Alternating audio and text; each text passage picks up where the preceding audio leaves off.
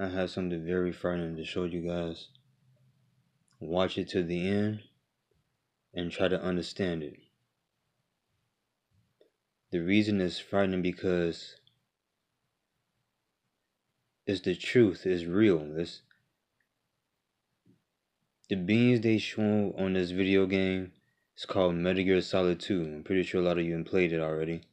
And a lot of you probably think that it was just entertainment and thought nothing of it all these years when it came out. When I first saw that, when I played it when I was a kid, I was actually frightened just by watching it and listening. It always bothered me. But as I got older and I'm into the truth now and understand what we're living in, that game came out, let me try to look up the date. It released in 2001. At that time when I beat the game, and I got to a certain part before you actually beat the game, it really frightened me. And as I watch it to this very day, it still frightens me. Because I understand everything he's saying, and everything that he says is the truth. And the things that he's saying is actually happening right now as we speak. This game was made in 2001. And everything he speaks of is happening now. This is how you know we live in a system. And you're also going to know the reason as far as why we live in the system and everything else. I'm going to just let you guys watch it.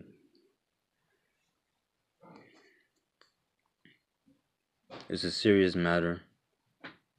And like I always told you guys before, even though they are wrong for controlling people's minds, other than that, he is telling the truth about everything he spoke about.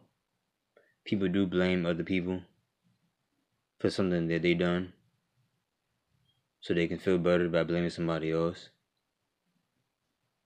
It's crazy.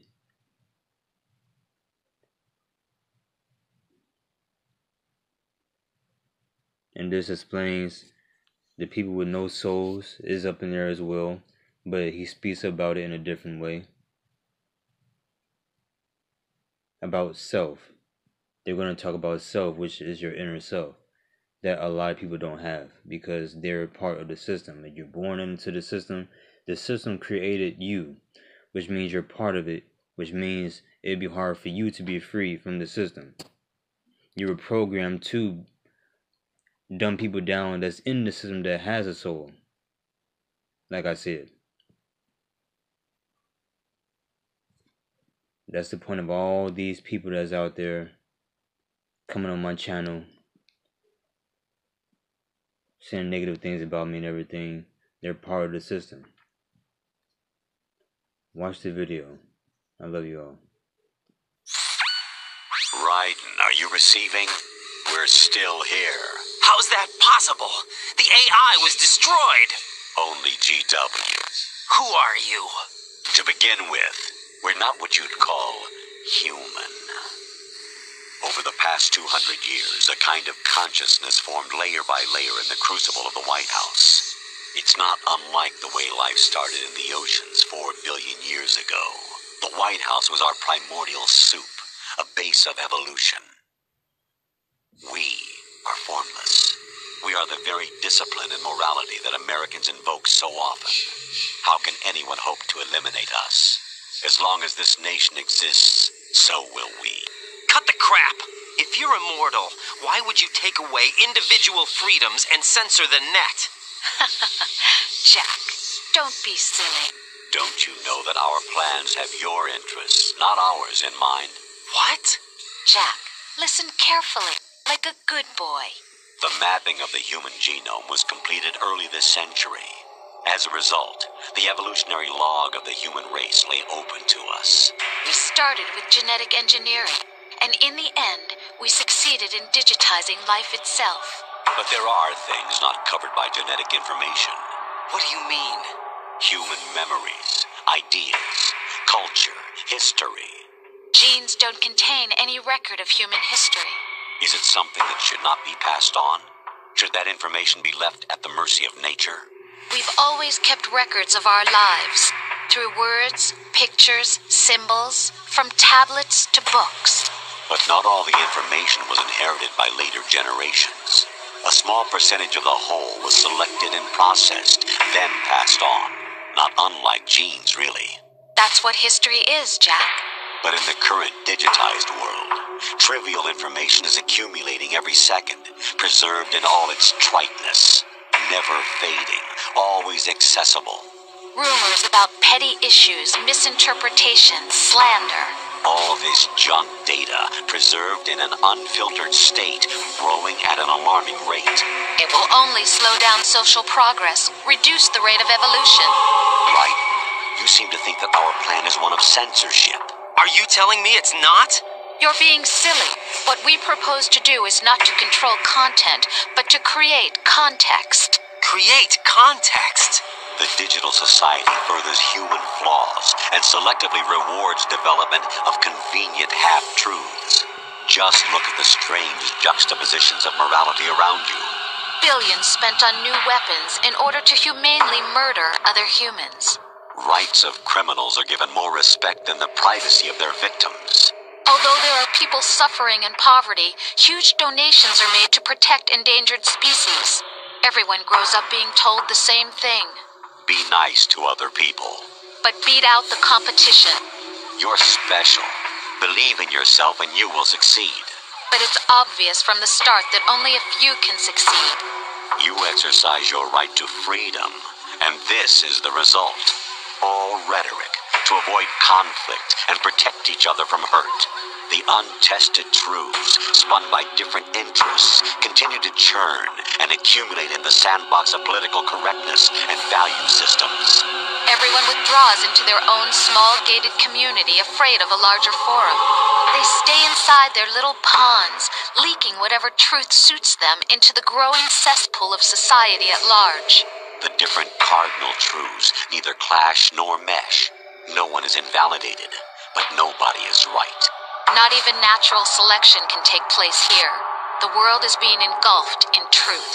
And this is the way the world ends. Not with a bang, but a whimper. We're trying to stop that from happening. It's our responsibility as rulers. Just as in genetics, unnecessary information and memory must be filtered out to stimulate the evolution of the species. And you think you're qualified to decide what's necessary and not? Absolutely. Who else could wade through the sea of garbage you people produce, retrieve valuable truths, and even interpret their meaning for later generations? That's what it means to create context. I'll decide for myself what to believe and what to pass on. But is that even your own idea? Or something Snake told you. That's the proof of your incompetence right there. You lack the qualifications to exercise free will. That's not true. I have the right. Does something like a self exist inside of you? That which you call self serves as nothing more than a mask to cover your own being. In this era of ready-made truths, self is just something used to preserve those positive emotions that you occasionally feel. Another possibility is that self is a concept you conveniently borrowed under the logic that would endow you with some sense of strength. That's crap! Is it? Would you prefer that someone else tell you? All right then. Explain it to him. Jack, you're simply the best, and you got there all by yourself. Oh, what happened? Do you feel lost? Why not try a bit of soul searching? Don't think you'll find anything, though.